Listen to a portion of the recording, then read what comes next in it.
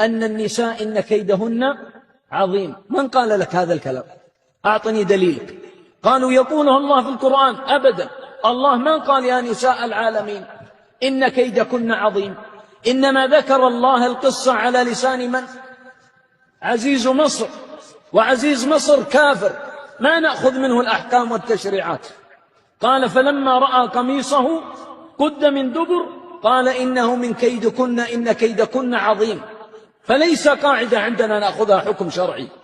وما هو كيد امرأة العزيز؟ لماذا صنعت هذا الأمر؟ لأنها أحبت يوسف فكيدها حب، لكن كيد الرجال ذكر في سورة يوسف قبل كيد النساء على لسان من؟ يعقوب عليه السلام، موحى إليه من الله. قال ليوسف يوم أن أخبره بالرؤيا يا بني لا تقصص رؤياك على إخوتك. ليه يا أخوان؟ فيكيدوا لك كيدا. كيد الرجال حقد وغل وحسد، وكيد المرأة حب. أي كيد أعظم؟